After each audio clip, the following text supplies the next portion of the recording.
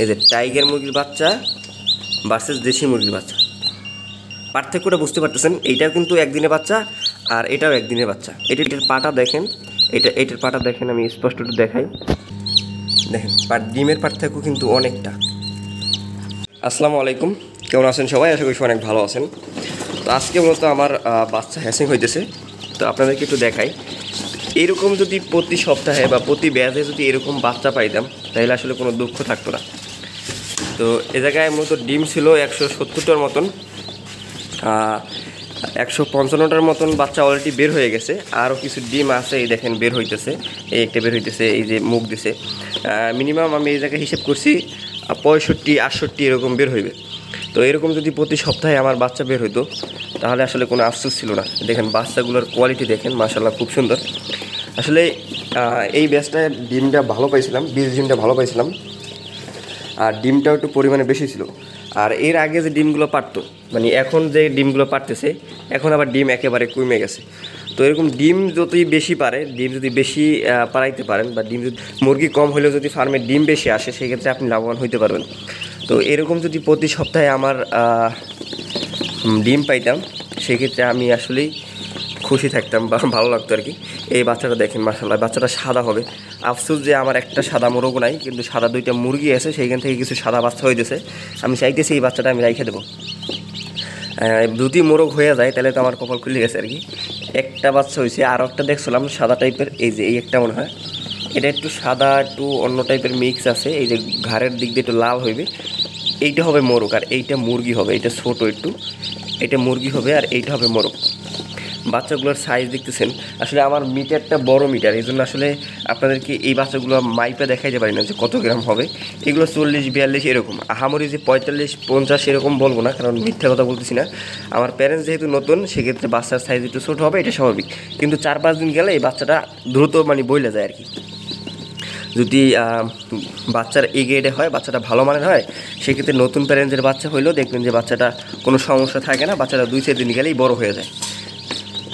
তো এ জায়গায় বাচ্চাগুলো একেবারে ঝরঝরে হয়ে গেছে। আমি আজকে বিকেলে ডেলিভারি দেবো, কিছু 2 জায়গায় ডেলিভারি হইবে। আর কালকে সকালে নিবে, সে নিবে আমার বাড়ির পাশেই আর কি। তো দেখেন তার একদিন একটু বোর্ডিং করে দিতে হবে। এই বাচ্চাটা হবে হচ্ছে কালো ফুটফুট যে মোরগগুলো হয় ওই রকমের টাইপের। আর একটা দুঃখের সংবাদ জানাতে চাইতেছি আপনাদেরকে, এই যে আমার মোরগটা, এই মোরগটা মারা গেছে কালকে। এই মোরগের বাচ্চাগুলোই কিন্তু এরকমের, মানে এই যে মাথায় যেগুলো সাদা একটা ফোট থাকবে, সেই ফোট বাচ্চাগুলোই আর কি ওরকম ফোট কালারে হয়, কালো ফোট। যেমন এই একটা বাচ্চা, এরকম অনেক বাচ্চা আছে, এই সাইডেও আছে, এই যে এই একটা বাচ্চা, তারপর এই একটা বাচ্চা, এইগুলো এরকম কালো ফোট হইবে। আর কিছু হয় লাল ফোট, যেমন এই বাচ্চাগুলো হবে লাল ফোট, লাল সাদা ফোট। মানে এগুলো টাইগার মুরগির বাচ্চাগুলো বেশিরভাগই হবে হচ্ছে আপনার ফোট বা বিভিন্ন কালার, দেশি মুরগির মতন হয় দেখতে।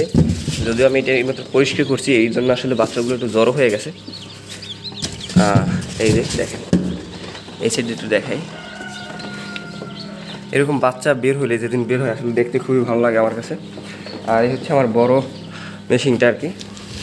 আর এটা নিয়ে আমি একটা সমস্যা ছিলাম, এইটার ইঞ্জিনিয়ার যেহেতু আমি, মানে আমি সম্পূর্ণ কাজ কিন্তু আমি তৈরি করছি, সম্পূর্ণ মেশিনটা আমি তৈরি করছি। তো একটা সমস্যা ছিল যে আমার এই যে হিউমিডিফায়ারটা, এইটা নিয়ে একটা সমস্যা ছিল। এই দেখেন হিউমিডিফায়ারটা কিন্তু অন হয়ে গেছে, এই যে হয়তোবা স্পষ্ট দেখা যায় না, ওই হয়তোবা লাইট দেখতে পারতেছেন। এইটা বসানোর মতন কোনো সিস্টেম ছিল না, এইটা বসাইলে পানি ছিটাইতো। মানে ওই যে হিউমিডিফায়ারটা যেটা আর্দ্রতা বাড়ায়, আমি একটু এইটা আপনাদেরকে ঘুরাইয়া দেখাই, ডিমটি একটু ওই সাইডে টার্নিং করাই, দাঁড়ান।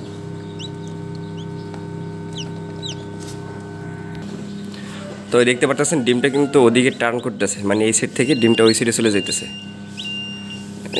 তারপর আপনাদেরকে একটা হিউমিডিফায়ারটা দেখাবো, এটা নিয়ে একটা সমস্যা ছিলাম। এটা দেশি মুরগির বাচ্চা, আমি আপনাদেরকে দেশি মুরগির বাচ্চা এবং আমার টাইগার মুরগির বাচ্চা একসাথে করে দেখাবো যে আসলে পার্থক্যটা কীভাবে।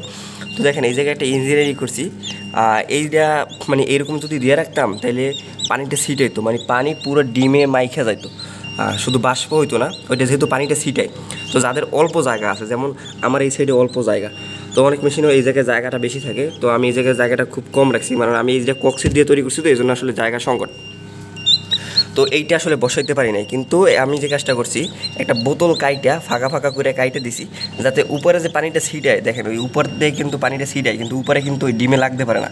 ওই বাষ্পটা যে হইতেছে সেই বাষ্পটা শুধু বের হয়ে যাইতেছে।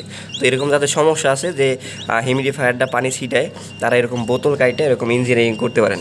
তো আপনাদেরকে এখন একটু দেখাই। আমার এইটা হচ্ছে দেশি মুরগির বাচ্চা, আমার এই সাইডে দেশি মুরগির বাচ্চা আছে, কিছু দেশি মুরগির বাচ্চা ফুটতেছে আর কি। তো আমি দেশি মুরগির বাচ্চা ভার্সেস টাইগার মুরগির বাচ্চা একটু পার্থক্যটা আপনাদেরকে দেখাবো। আমি সাধারণ একটা বাচ্চাই নিলাম, এই দেখেন এইটাও 0 বাচ্চা ভাই, এইটাও 0 বাচ্চা। শুধু একটু আমি একটু আলোতে নিয়ে গিয়ে দেখাই, এই জায়গায় স্পষ্ট দেখতে পারবেন। এই যে টাইগার মুরগির বাচ্চা ভার্সেস দেশি মুরগির বাচ্চা, পার্থক্যটা বুঝতে পারতেছেন। এইটাও কিন্তু একদিনের বাচ্চা আর এটাও একদিনের বাচ্চা, এটা একটু খরা ধরা হয় নাই। দেখেন আসলে অনেকেই এইভাবে দেখা বুঝেন না যে আসলে বাচ্চা ছোট দেখায়, ক্যামেরা যেহেতু ছোট দেখায়। এইটার পাটা দেখেন, এইটার পাটা দেখেন, আমি স্পষ্ট একটু দেখাই। এই যে এইটার পাটা কীরকমের আর এইটার পাটা কীরকমের, এই যে দেখেন। দেশি মুরগি তোর ফাল্লাফাল্লি একটু বেশি করে। এই যে এইটার পাটা দেখেন একেবারে চিকন।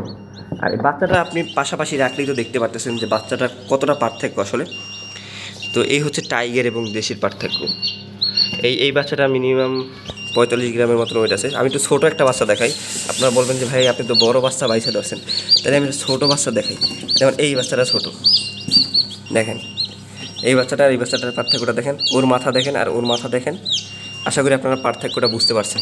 যদি আপনাদের কারো অরিজিনাল টাইগার মুরগির বাচ্চা লাগে, অবশ্যই প্রতারণা কোনো সিস্টেম নাই বা প্রতারণা হইব না। যদি কারো বাচ্চা লাগে অরিজিনাল বাচ্চা, আমি ভুলে এটা এই জায়গায় রেখে দিছি, অবশ্যই স্ক্রিনে নাম্বারে যোগাযোগ করবেন, অরিজিনাল টাইগার মুরগির বাচ্চা দেওয়ার চেষ্টা করবো। এই সাইডে আমার দেশি মুরগির বাচ্চা ফুটতেছে, আমি আলাদা আলাদাই ফুটাইতেছি। এই যে একটা, এটাও দেশি মুরগির ডিম। আমি ডিমের যদি একটু পার্থক্য দেখাই, দেখেন এইটা দেশি মুরগির ডিম আর এই যে আমার এটা টাইগার মুরগির ডিম। এই দেখেন দেখেন ডিমের পার্থক্য কিন্তু অনেকটা। তো এইভাবে আসলে আপনারা অরিজিনাল টাইগার মুরগি বাচ্চাটা আমার কাছ থেকে নিতে পারবেন। ধন্যবাদ সকলকে সম্পূর্ণ ভিডিওটি দেখার জন্য।